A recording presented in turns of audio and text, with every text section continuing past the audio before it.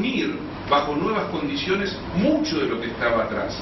Por supuesto, luchas históricas, la crisis brutal y la caída del 2001 están detrás de lo que viene a suceder después, pero no se lo puede leer como si fuera una cadena causal.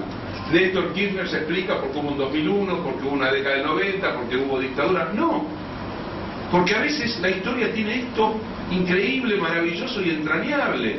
Te sacude con un acontecimiento que no estaba a la orden del día.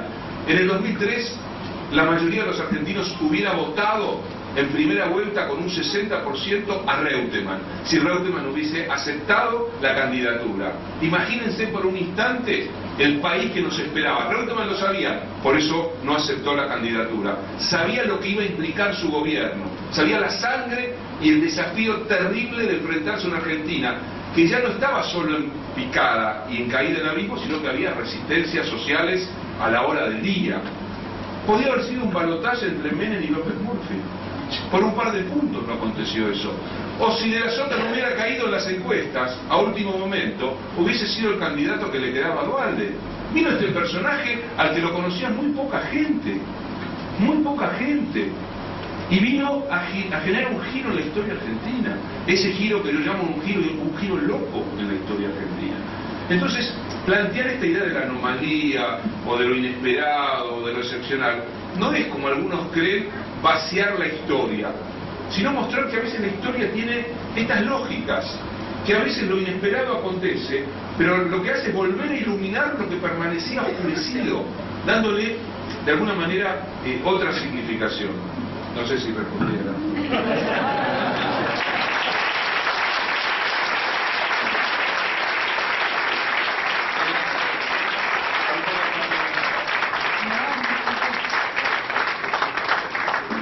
Respondiste esa y varias más.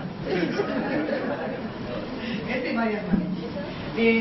Retomando un poco algunas de las ideas que pusiste recién, que también están en el libro, ¿no? Esto de que en los 90, además de la profundización de un modelo económico excluyente, se dio una revolución cultural, una revolución negativa, Sí. Revolución al fin cultural, que logró imponer un nuevo sentido común a través de la naturalización de los valores propios del mercado. El individualismo extremo, el ciudadano como consumidor, el desprecio por la política. Parte de ese sentido común colocaba como criterio para juzgar el éxito o fracaso de cualquier gestión el tema económico. ¿Bien? Ahora, la pregunta a mí es esta. Dado que el kirchnerismo ha logrado en este terreno una indiscutible mejora, ¿no?, en los ingresos de todos los sectores, de los productivos, asalariados, jubilados, desocupados, mi pregunta es, ¿qué es exactamente lo que crispa a la clase media? ¿Se puede decir que hay una primacía de lo simbólico? Porque allí parecen estar los principales motivos del rechazo, ¿no?, al liderazgo de A ver, es buenísimo eso, porque creo que es uno de los temas claves, ¿no?, de estos días. Ya cuando Cristina gana en el 2007, y gana con un caudal electoral altísimo, 46% de los votos, una lectura atenta de cómo se distribuyó el voto en aquel momento nos mostraba que Cristina había perdido en todas las grandes ciudades del país, sobre todo en los núcleos urbanos de clase media, principalmente en Buenos Aires, en Rosario, en Santa Fe, en Córdoba, lo que mostraba, y supongo que en Tucumán también, no sé si Tucumán, no, en Tucumán, no, Tucumán no, sí, sí, sí, porque sí, ahí la tradición del peronismo, eso es claro, sobre todo en ciertas provincias la tradición del peronismo todavía llevaba adentro suyo un voto fuerte, ¿no? Pero lo cierto es que ya había una retirada de la primer benevolencia y expectativa positiva de las clases medias en los primeros años de Kirchner, ¿no?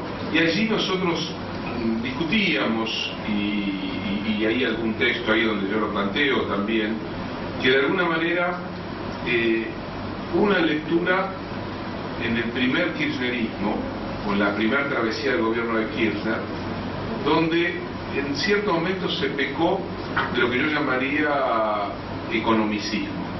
Las variables, la macroeconomía, el crecimiento eran exponenciales y eso garantizaba de suyo el voto de las clases medias. Las clases medias suelen moverse de otro modo, responder a otras cosas, no responden solo con el bolsillo, porque si respondiesen con el bolsillo debiesen votar masivamente al gobierno primero de Kirchner y después de Cristina, y no lo hacen. Esto tiene que ver con el carácter específico de la clase media.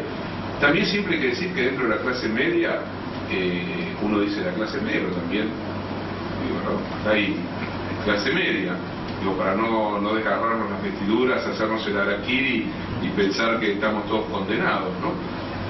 Pero un sector fundamental de la clase media tiene dentro suyo una visión que vamos a pensar como cualunquista, racista, prejuiciosa, despolitizadora, que mueve mucho su sensibilidad, que mueve mucho, con una vieja resistencia a todo lo que huela a tradición popular. Eso tiene un peso también, más el peso específico de las grandes transformaciones culturales simbólicas del neoliberalismo, más las degradaciones morales de la dictadura, más la tragedia social de la hiperinflación, dejaron marcas muy profundas, que no son sencillas de revertir, de reconstruir y de cambiar. Me parece que en realidad tanto Néstor como Cristina aprendieron mucho de los momentos más difíciles.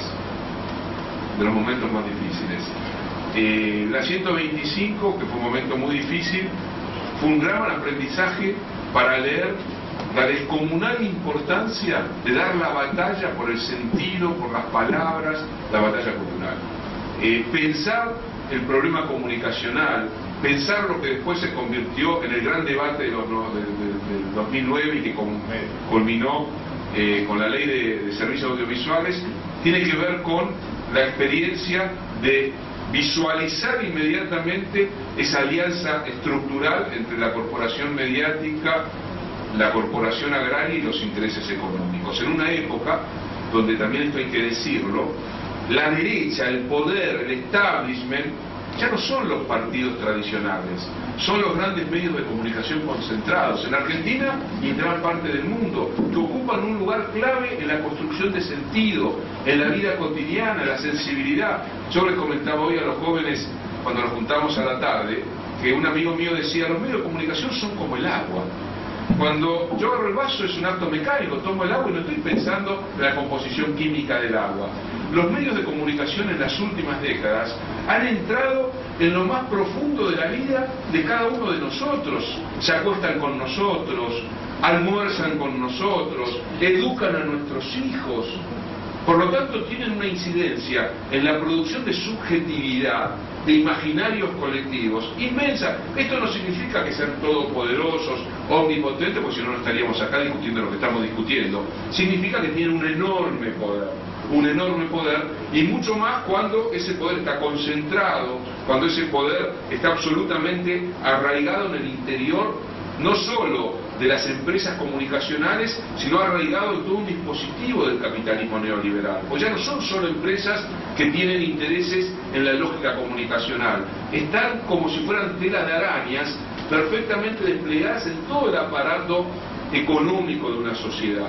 Y al mismo tiempo generan lenguaje, transforman palabras, envilecen historias, les dan nuevos sentidos, colonizan conciencias. Y creo que de alguna manera la 125, yo reivindico profundamente lo que significó la 125 como apertura de un giro en el interior incluso de la propia historia abierta en mayo del 2003. Yo siempre recuerdo que cuando Néstor vino por primera vez a Carta Abierta, que vino el sábado anterior al voto no positivo de Cobos, en una asamblea fenomenal, en un momento Kirchner dijo, debiéramos agradecerle a la derecha lo que está haciendo por nosotros.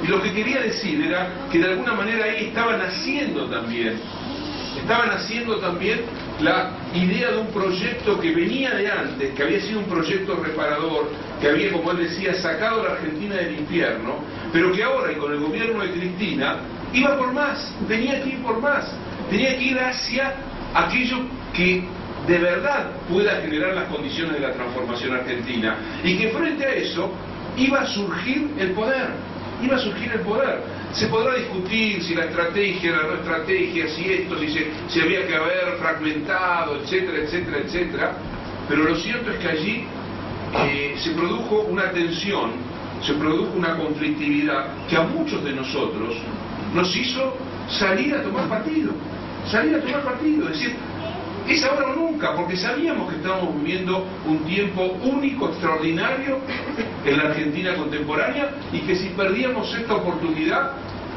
nosotros no sabíamos si íbamos a volver a ver otra. Siempre la historia, quizás, tal vez, le ofrezca a otra generación otra oportunidad. Pero este era un momento clave, decisivo, porque había acontecido lo que no esperábamos que fuese a acontecer. Y en ese acontecer de lo inesperado, lo que quedaba en evidencia es que había una posibilidad cierta de terminar con esta historia. Por eso yo no estoy de acuerdo con aquellos que dicen las transformaciones conseguidas ya son patrimonio del conjunto de la sociedad y ni aunque venga quien venga en el 2011 se podrá volver atrás. ¡Mentira! La historia argentina es la historia permanente de las regresiones brutales una vez que el poder concentrado vuelve a tomar el poder. Lo conocimos en el 55, lo vimos efímeramente en el 73 y claramente lo podremos llegar a ver, que ojalá la lengua se me rompa en 1000 pedazos, no ocurra el año que viene. Pero es evidente que en la historia, si nada está garantizado, tampoco nada de lo construido perdura si no hay una sociedad, un pueblo que lo sostenga. Y fíjense, dije sociedad y después dije inmediatamente pueblo. En los 90 nos expropiaron el lenguaje también. Y los medios de comunicación tuvieron un papel decisivo. No hablábamos más del pueblo, decíamos la gente. ¿Qué es la gente? Sabemos lo que decimos cuando decimos la gente. Los ciudadanos, los buenos barrios, que siempre se manifiestan para expresar lo que su subjetividad les hace decir y que van como individuos libres y autónomos a expresar sus ideas cuando tienen que expresarlas de una manera muy civilizada. Mientras que los otros, que ya no tenían nombre, eran los negros de la historia. Los negros de la historia. Aquellos que fueron transformados en criminales, ¿no? O en desarrapados, o en pobrecitos, como les decía hace un rato. Y claro, todo esto lleva a plantear que, a ver, para que podamos también calibrar en dónde estamos, no estamos haciendo la revolución socialista en Argentina. Estamos tratando de reparar un daño salvaje que un sistema brutal le hizo al pueblo argentino. Reparar trabajo, reparar dignidad, reparar educación, reparar salud, hacer más digna la vida. Cuando en los 70 nos hubiésemos reído de eso. Conversábamos hace un rato que a nosotros en los 70 el programa de la CGE, el programa económico de Helvar, nos parecía ni siquiera reformista. Y hoy, si toman ustedes el programa del 73 del ministro de Economía de Cámpora, es un programa que hoy nos resultaría ya no revolucionario, sino directamente de otra galaxia. Nos hemos hecho más tímidos, sabemos que el poder es muy rabioso, que primero hay que reconstruir, reparar, que hay que volver a tejer, que tenemos que volver a encontrarnos, que tenemos que recuperar lenguaje, que tenemos que recuperar caudal popular.